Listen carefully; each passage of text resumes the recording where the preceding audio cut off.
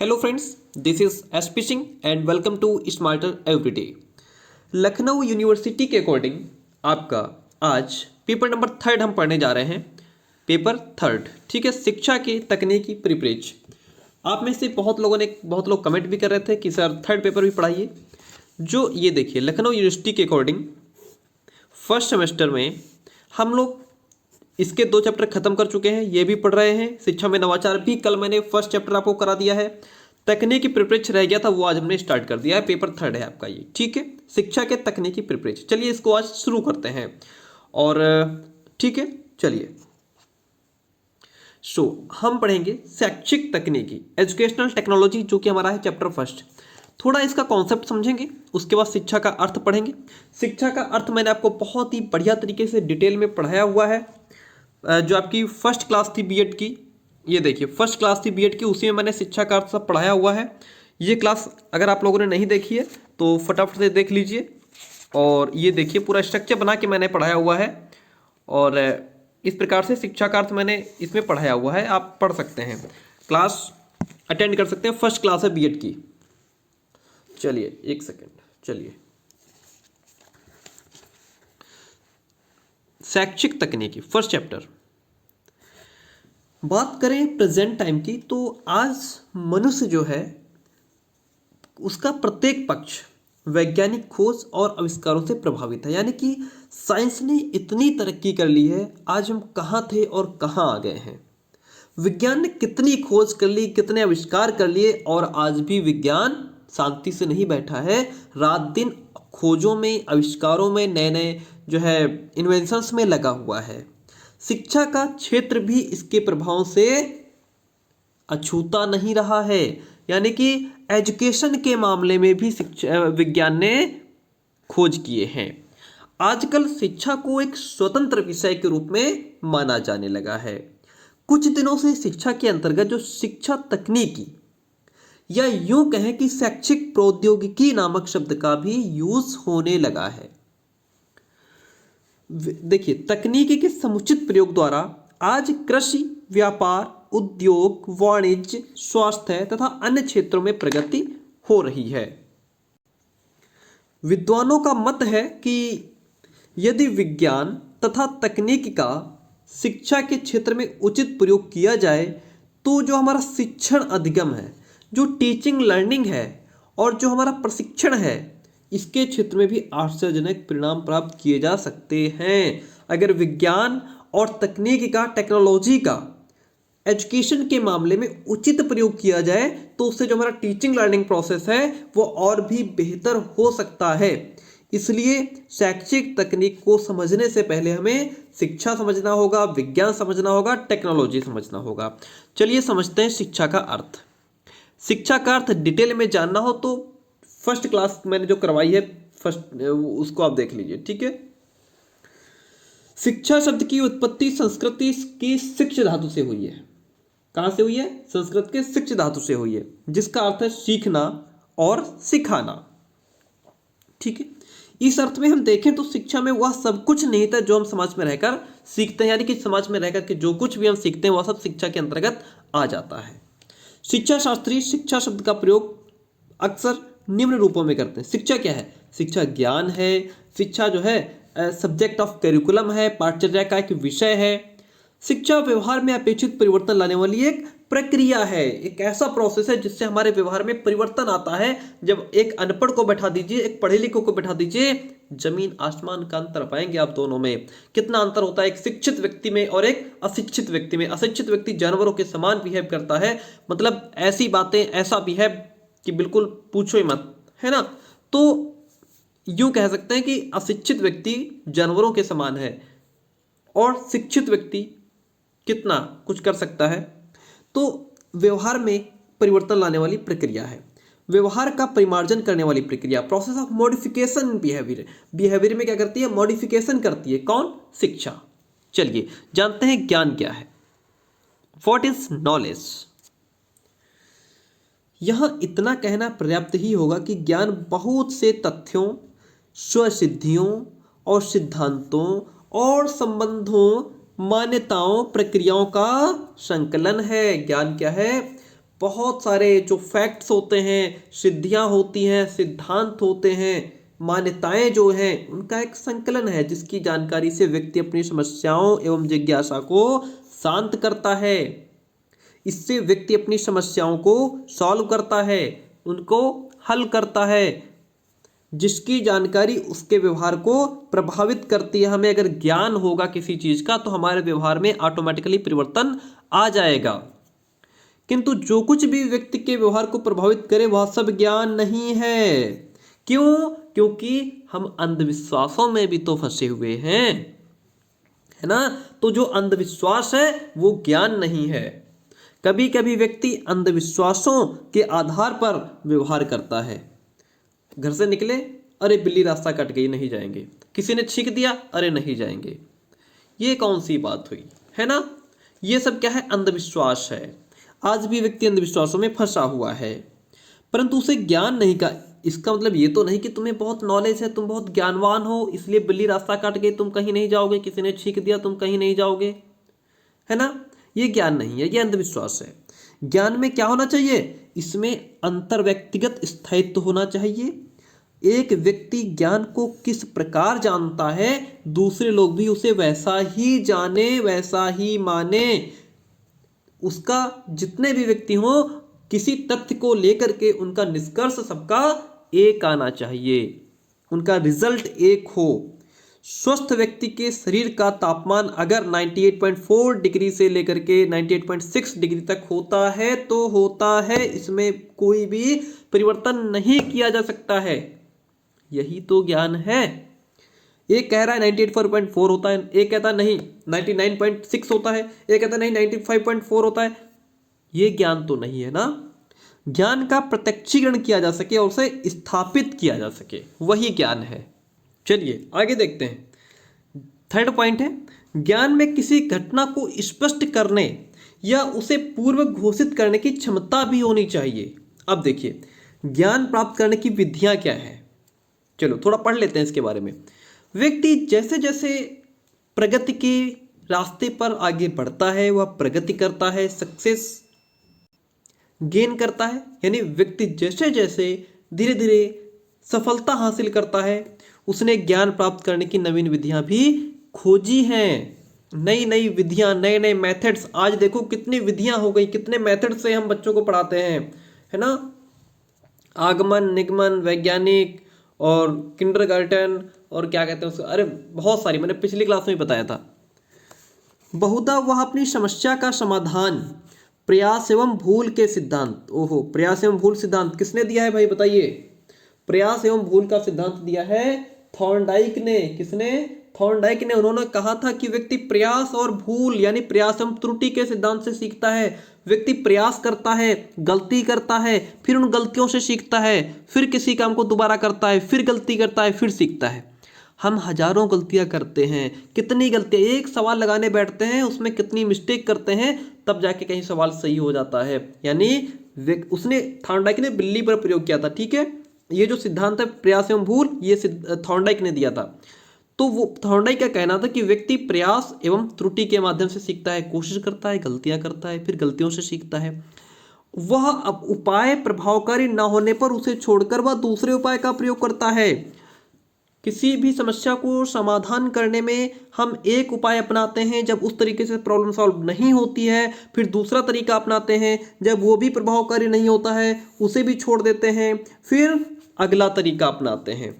इस प्रकार के समस्या समाधान के तरीके को प्रयास एवं भूल का सिद्धांत कहते हैं। आपने एक तरीका अपनाया, समस्या हल नहीं हुई, दूसरा तरीका अपनाया, समस्या हल नहीं हुई, लेकिन आप उनसे सीख भी तो रहे हैं कि आखिर इसमें कमी कहाँ आ रही है, प्रॉब्लम कहाँ है, कैसे इसको सॉल्व किया जाएगा। हम गलतियों से सीख रहे हैं ना। परंतु यह ज्ञान प्राप्त करने की प्रामाणिक विधि नहीं है। नीचे 5 विधियां दी गई हैं, कौन कौन सी? जिसमें केवल अंतिम विधि अर्थात वैज्ञानिक विधि ही ज्ञान प्राप्त करने की प्रामाणिक विधि मानी गई है। ज्ञान प्राप्त करने की प्रामाणिक विधि वैज्ञानिक विधि मानी गई है। और विधियां कौन कौन सी हैं? सत्ता, अथॉरिटी, व्यक्ति का अनुभव यानी कि खुद का एक्सपीरियंस, निगमन विधि, आगमन विधि, वैज्ञानिक विधि। इस प्रकार की वैज्ञानिक विधि क्या है? प्रमापीकृत विधि है। इसमें एक ही निष्कर्ष पर पहुंचते हैं, जितने भी व्यक्ति वहां बैठे होते हैं प्रॉब्लम सॉल्व के लिए सबका रिजल्ट एक ही आना चाहिए। इसलिए यह ज्ञान प्राप्त करने की सबसे अच्छी विधि मानी गई है। कौन सी? वैज्ञानिक विधि, साइंटिफिक मेथड। ठीक है, चलिए इसमें सभी व्यक्ति एक ही निष्कर्ष पर पहुंचते हैं, यह विज्ञान की विधि है। ठीक है, चलिए वैज्ञानिक विधि या क्रमबद्ध ज्ञान के निम्नलिखित स्टेप्स हैं। जो वैज्ञानिक विधि है उसमें कुछ स्टेप्स हैं। सबसे पहले तो ऑब्जर्वेशन, हमारा निरीक्षण, फिर हम क्या करें, रिकॉर्डिंग करें, रिकॉर्ड तैयार करें, फिर उसका क्लासिफिकेशन करें, फिर उसका एक अनुमान लगाएं और फिर उसके बाद उसका वेरिफिकेशन करें। आगे बढ़ते हैं, विज्ञान क्या है देखिए, जानते हैं विज्ञान क्या है। Science, what is science? Dear friends, विज्ञान किसी वस्तु का वह क्रमबद्ध ज्ञान है जो मानवीय परीक्षण और अनुभव से प्राप्त होता है। विज्ञान क्या है? किसी भी वस्तु का वह क्रमबद्ध यानी कि सिस्टमैटिक, ये एक बहुत ही अच्छा शब्द लिखा है, एक क्रमबद्ध होना चाहिए, सिस्टमैटिक होना चाहिए, जो मानवीय परीक्षण और उसके अनुभव से प्राप्त होता है। ठीक है, चलिए तकनीकी क्या है इसको जानते हैं। आप हमारे साथ जुड़े रहेंगे तो आपका सिलेबस कंप्लीट हो जाएगा और आप अच्छा कर पाएंगे। तकनीकी या तकनीकी विज्ञान अंग्रेजी के टेक्नोलॉजी शब्द का हिंदी रूपांतरण है। तकनीकी का अर्थ होता है दैनिक जीवन में वैज्ञानिक ज्ञान का प्रयोग करने की विधि। हमारे रोजमर्रा की जिंदगी में वैज्ञानिक ज्ञान का जो प्रयोग करने का मेथड है वही क्या है? तकनीकी है, टेक्नोलॉजी है। जब वैज्ञानिक ज्ञान को व्यवहारिक कार्यों में प्रयोग किया जाता है तब उसे तकनीकी कहते हैं। सामान्य भाषा में कह सकते हैं कि तकनीकी का तात्पर्य शिल्प अथवा कला विज्ञान से है। ठीक है, चलिए जैकेटा ब्लूमर के शब्दों में जैकेटा ब्लूमर कहते हैं कि तकनीकी वैज्ञानिक सिद्धांत का प्रयोगात्मक लक्ष्यों में योग मात्र है। ऐसा जैकेटा ब्लूमर कहते हैं। प्यारे दोस्तों, अगर आप अच्छे मार्क्स गेन करना चाहते हैं तो हर एक टॉपिक से रिलेटेड आप 2 डेफिनेशंस, 2 परिभाषाएं रट करके जाएंगे। हालांकि रोट लर्निंग बाध्य है, लेकिन फिर भी मैं ये कहूंगा कि याद करके जाइए, रट करके जाइए। ठीक है, 2 परिभाषाएं आप लिख देंगे, बहुत बेहतर कर पाएंगे। चलिए, आप लोग ये मत समझिएगा कि सिर्फ बुक से पढ़ा रहे हैं।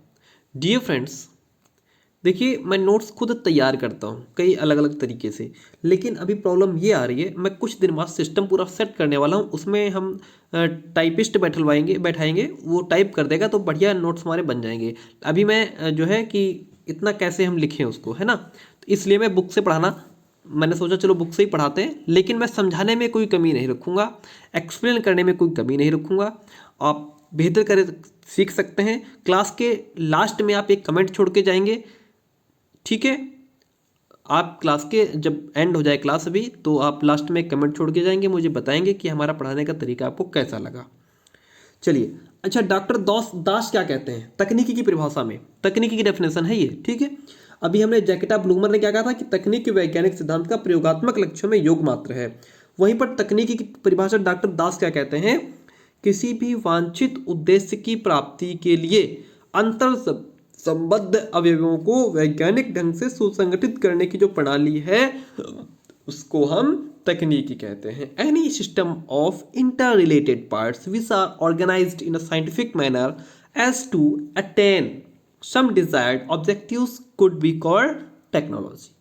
वास्तव में देखा जाए तो वैज्ञानिक सिद्धांतों पर जो विज्ञान है वह सिद्धांतों पर बल देता है, यानी जो भी बात आप कह रहे हैं सिस्टमैटिक ढंग से होनी चाहिए। अगर प्रूफ करने की बात आए तो आप उसको प्रूफ कर सकें, जबकि तकनीकी सिद्धांतों के प्रयोगात्मक पक्ष पर विशेष बल देता है। विज्ञान बताता है कि किसी वस्तु अथवा सिद्धांतों को जानना चाहिए और तकनीकी इस तथ्य पर बल देती है कि उस वस्तु अथवा सिद्धांत को कैसे जाना जाए। दोनों में अंतर है। ठीक है, सिद्धांतों को जानना चाहिए, नो व्हाई, क्यों, और ये कह रहा है कैसे। यहां पे व्हाई है, यहां हाउ है। ठीक है, चलिए तकनीकी की कुछ प्रमुख विशेषताएं हैं जो कि पेपर में पूछी जाएंगी। तकनीकी की विशेषताएं लिखिए। तो तकनीकी का आधार विज्ञान है। तकनीकी के द्वारा सृजन, उत्पत्ति तथा उत्पादन संभव है। तकनीकी का संबंध कौशल तथा दक्षता से है। तकनीक के द्वारा व्यक्ति की बहुत सी समस्याएं सुलझाई जा सकती हैं और उसकी समृद्धि में वृद्धि की जा सकती है। तकनीकी के प्रयोग से शिक्षण के नए प्रतिमान यानी मॉडल तथा सिद्धांतों का प्रतिपादन भी संभव हो सका है। ठीक है, चलिए विज्ञान और तकनीक का परस्पर संबंध बता दें आपको। चलिए मैं बता देता हूँ आज इसको। ठीक है, विज्ञान, बस इतना और पढ़ लीजिए, फिर क्लास को एंड करते हैं, छुट्टी करते हैं। विज्ञान तथा तकनीक का परस्पर संबंध समझ लेते हैं। देखिए, विज्ञान और तकनीक में डिफरेंस तो है, लेकिन उसके बाद भी ये आपस में गुथे हुए हैं, बंधे हुए हैं, एक दूसरे से इंटर रिलेटेड हैं। ठीक है, एक दूसरे के लिए आधार हैं। विज्ञान केवल सिद्धांत है। देखिए, विज्ञान केवल सिद्धांत है और तकनीकी सिद्धांतों का प्रयोगात्मक और व्यवहारिक पक्ष है। हमने अभी ऊपर भी पढ़ा था। अर्थात तकनीकी का संबंध दक्षता से है, एबिलिटी से है, योग्यता से है। विज्ञान के साथ साथ तकनीक का ज्ञान भी आवश्यक है। विज्ञान के साथ साथ तकनीक का ज्ञान भी आवश्यक है। वास्तव में विज्ञान का ज्ञान तभी सार्थक है जबकि वह प्रयोगात्मक और व्यवहारिक रूप लेकर के तकनीकी में बदल जाए। भाई, विज्ञान का ज्ञान, साइंस का नॉलेज तभी सिद्ध हो पाएगा जब आप उसे प्रैक्टिकल करके प्रूफ कर सकें, है ना, प्रैक्टिकल करके दिखा सकें। तभी कोई देश, राष्ट्र सुख, समृद्धि और विकसित हो सकता है, तभी देश आगे बढ़ सकता है। जिन राष्ट्रों ने विज्ञान और तकनीकी पर बल दिया है उन्होंने बहुत प्रगति कर ली है। जैसे रूस हो गया, अमेरिका हो गया, जापान हो गया, फ्रांस हो गया। ये देश कितने आगे पहुंच गए आज हमसे, क्योंकि इन्होंने विज्ञान और तकनीकी पर बल दिया है। ठीक है माय डियर फ्रेंड, देखिए पढ़ तो सब सकते हैं, किताबों में सब लिखा है, आप भी पढ़ सकते हैं, लेकिन जब दूसरा हमें कुछ समझाता है ना तो हमारे दिमाग में ज़्यादा घुस जाता है ना। इसीलिए आप ऑनलाइन क्लासेस करते रहिए, हमसे पढ़ते रहिए। आप जितना आप पढ़ेंगे मैं उससे ज़्यादा आपको समझाने का प्रयास करूँगा। यही चीज़ आप पढ़ते तो आपको इतना जल्दी समझ नहीं आता, अगर मैं समझा रहा हूँ तो शायद आप अच्छा समझ पाएंगे। शिक्षा एवं तकनीकी भी परस्पर, अब यहाँ पे विज्ञान और तकनीकी की बात हो रही थी, यहाँ पे शिक्षा और तकनीकी की बात हो रही है। शिक्षा और तकनीकी भी परस्पर घनिष्ठ रूप से इंटर रिलेटेड है, संबंधित हैं, दोनों में रिलेशन है। शिक्षा बालक की मूल प्रवृत्तियों में शोधन और परिमार्जन करके उनके व्यवहार में परिवर्तन लाती है। शिक्षा तो है ही भैया हमारे जीवन में परिवर्तन लाने वाली, है ना। शिक्षा से ही हमारे जीवन में परिवर्तन आता है, मैंने अभी पढ़ाया था ऊपर। मूल प्रवृत्तियों के परिमार्जन में मनोविज्ञान, तकनीकी और विज्ञान अपना प्रभावपूर्ण योगदान शिक्षा के क्षेत्र में प्रदान करते हैं। इस प्रकार शिक्षा स्वयं एक स्वतंत्र या आत्मनिर्भर प्रत्यय न होकर के तकनीकी विज्ञान से संबंधित है। कौन? शिक्षा। तकनीकी विज्ञान बालकों के व्यवहार के अध्ययन में शिक्षा की सहायता करता है, साथ ही इसमें शोधन अथवा परिमार्जन के लिए दिशा निर्देश भी प्रदान करता है। प्यारे साथियों, इस क्लास को यहीं पर एंड करते हैं और आई होप कि आपको क्लास पसंद आई होगी। अगर पसंद आती है तो प्लीज़ वीडियो को लाइक, शेयर, कमेंट करके जाइएगा। और मेरा जो दूसरा चैनल है SP सर व्लॉग्स के नाम से, यहाँ भी मुझे फॉलो कर लीजिए। अगर आप यूट्यूब पर ये डालेंगे ऐसे SP सर ब्लॉग्स डालेंगे तो टॉप पर हमारे वीडियोज़ आ जाएंगे, आप वहाँ भी हमें फॉलो कर सकते हैं। आज की क्लास कैसी रही ज़रूर बताइएगा ताकि हम क्लासेस को कंटिन्यू कर सकें। अगर आप लोग जितना सपोर्ट करेंगे आपके लिए बेनिफिट रहेगा, मैं उतनी ज़्यादा क्लासेस प्रोवाइड कराऊंगा। ठीक है, हम यहाँ से क्लास प्रोवाइड कराएंगे, आप उसको देखेंगे नहीं, पढ़ेंगे नहीं तो हम डिमोटिवेट हो जाते हैं कि यार बच्चे पढ़ तो रहे नहीं हैं, हम क्यों मेहनत करें, है ना, क्यों अपना गला फाड़ फाड़ चिल्लाएं। तो उसके लिए ज़रूरी है कि आप वीडियो को लाइक करें और अपना एक कमेंट जरूर छोड़ के जाएँ, बताएँ हमको कि क्लास कैसी लगी। ठीक है, चलिए।